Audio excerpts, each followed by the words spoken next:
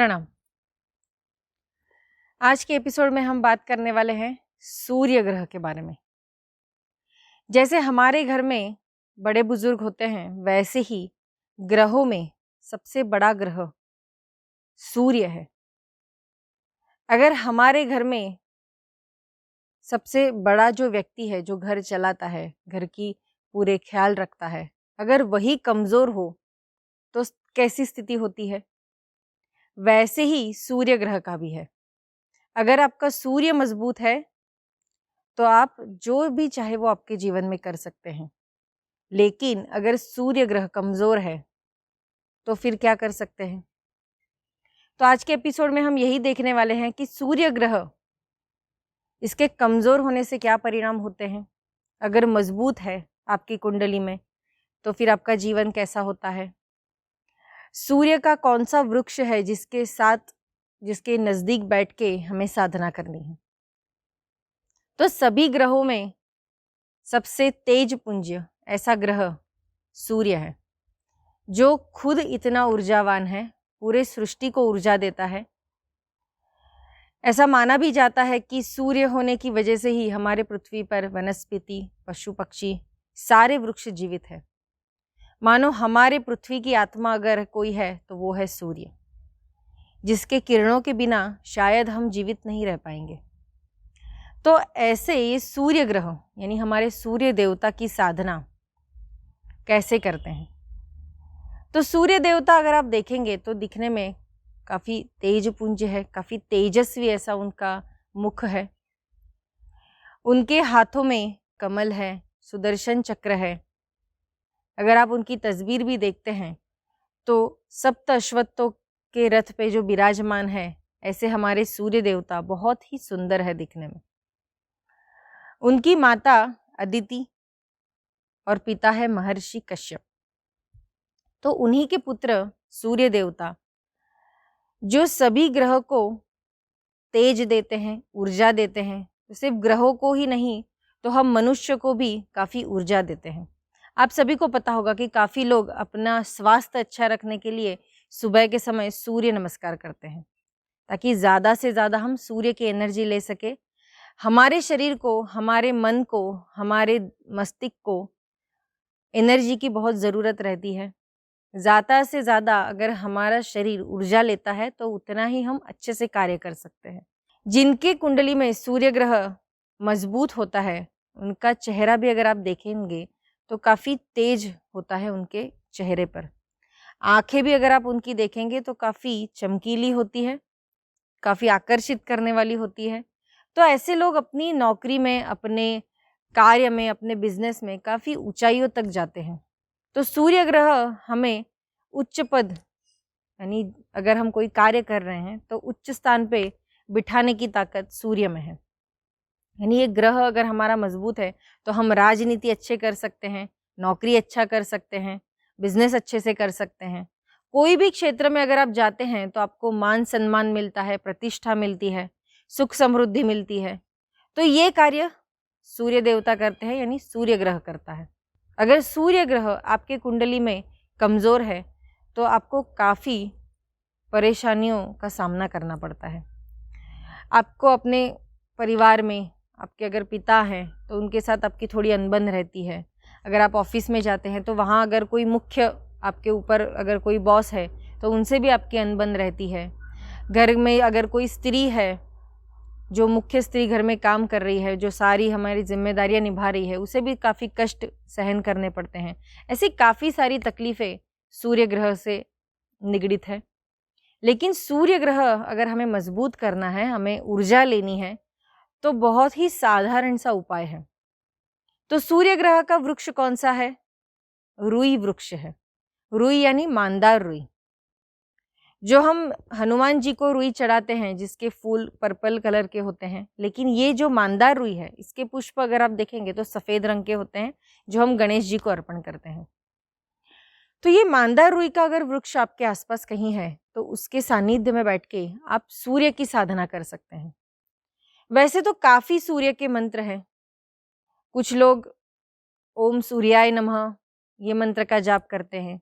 कुछ लोग ओम मित्राय नमः ये मंत्र का जाप करते हैं, कुछ लोग ओम रवये नमः ये मंत्र का जाप करते हैं। लेकिन अगर सब लोग अच्छे से साधना करना चाहते हैं तो सूर्य का कोई भी मंत्र जो आपको अच्छा लगता है, लेकिन कोई एक ही मंत्र आप लीजिए जिसकी साधना आपको पूरे साल करनी है। पूरे साल करने से अच्छा है पूरे ज़िंदगी आपको ये सूर्य की साधना अगर करनी है तो एक ही मंत्र आप निश्चय कीजिए कि मैं ये मंत्र की साधना करूँगा। कभी-कभी कुछ लोग हर बार मंत्र बदलते रहते हैं, तो ऐसा नहीं कीजिएगा। अगर आप ओम सूर्याय नमः ये मंत्र की भी अगर साधना करते हैं तो वो काफ़ी उचित रहता है। सुबह के समय अगर आपको समय मिलता है तो सूर्य को जल अर्पण कीजिए, यानी अर्घ्य दीजिए। 5 से 10 मिनट ही लगते हैं अर्घ्य देने के लिए। तो वो अर्घ्य देते समय पानी में अगर आप कुमकुम डालते हैं या फिर चंदन डालते हैं या फिर लाल रंग का कोई भी पुष्प अगर आपको मिलता है तो उसे वो पानी में डालिए और फिर अर्घ्य दीजिए। अगर ये सब कुछ भी आपको नहीं पा रहा है तो आप जब कभी अपने कार्य के लिए अपने काम में अगर जॉब कर रहे हैं या कोई बिज़नेस कर रहे हैं तो वो करते समय जब आप घर से बाहर निकलेंगे तो 2 मिनट ही लगेंगे आपको। जिस दिशा में सूर्य आपको दिख रहा है, पूर्व दिशा में, उस दिशा में अच्छे से खड़े होइए। अगर आपने शूज़ पहने हैं तो वो शूज़ निकालिए, अगर स्लीपर पहने तो वो निकालिए और अच्छे से सूर्य को सिर्फ प्रणाम कीजिए और सूर्य को प्रार्थना कीजिए कि सूर्य देवता आपकी जो भी एनर्जी है वो मुझे मिले, मेरे कार्य में मुझे सिद्धि मिले और आपका आशीर्वाद मुझ पे बना रहे। बस ये चीज़ अगर आप 2 मिनट रोज़ करते हैं फिर भी आपको अच्छे से उसका फ़ायदा होगा। अगर वृक्ष मिलता है मानदार वृक्ष, तो मानदार वृक्ष को भी आप जल अर्पण कर सकते हैं और ओम सूर्याय नमः ये मंत्र की साधना आप कर सकते हैं। कुछ लोग पूछते हैं कि सूर्य की साधना करते समय क्या मुझे पीले रंग के ही वस्त्र पहनने हैं या फिर लाल रंग के वस्त्र पहनने हैं? तो अगर आपके पास है वस्त्र तो आप पहन सकते हैं, लेकिन अगर नहीं है तो उसकी कोई ज़रूरत नहीं। जो भी वस्त्र आप रोज़ पहनते हैं, धुले हुए वस्त्र, उसे पहनिए और सूर्य को अच्छे से जल अर्पण कीजिए, उन्हें अच्छे से प्रणाम कीजिए और ये जो मैंने कहा है ऐसी छोटी सी प्रार्थना सूर्य भगवान को कीजिए। अगर आप सूर्य का जप करते हैं, मंत्र साधना करते हैं तो उस समय आप स्फटिक की माला इस्तेमाल कर सकते हैं या फिर तुलसी की माला भी आप इस्तेमाल कर सकते हैं।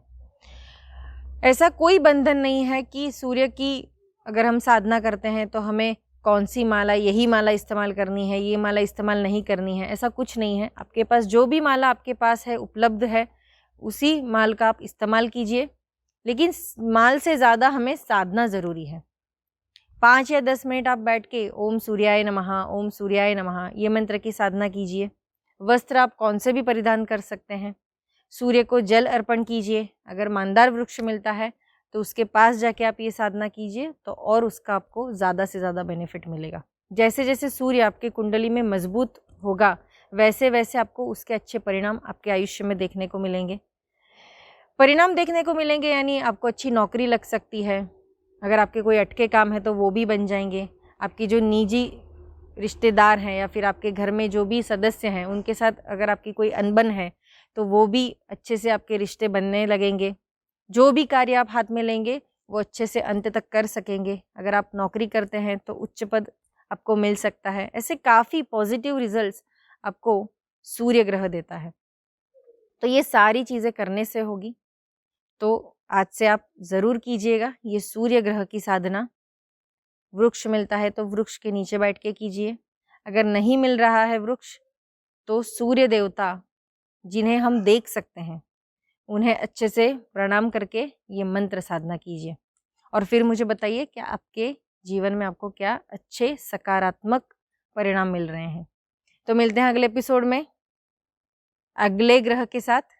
उसकी साधना कैसे करनी है, क्या दान करना है, वैसे सूर्य ग्रह को दान क्या करना है वो आप मुझे ज़रूर पूछने वाले हैं तो मैं आपको पहले ही बता देती हूँ। सुनहरे रंग के कोई भी वस्त्र आप दान कर सकते हैं। गेहूँ दान कर सकते हैं। अगर कोई गरीब आपके आसपास है तो उन्हें गेहूँ दान कीजिए। सुनहरा वस्त्र दान कीजिए। सोना अगर आप कर सकते हैं तो कर कीजिए, वरना सुनहरे रंग की कोई भी चीज़ आप दान कर सकते हैं। ज़्यादा से ज़्यादा गौ सेवा कीजिए, क्योंकि जिनका सूर्य कमज़ोर है वो अगर गौ सेवा करते हैं, गाय माता को अगर रोज़ हम रोटी खिलाते हैं तो हमारे सूर्य देवता ज़्यादा प्रसन्न होते हैं।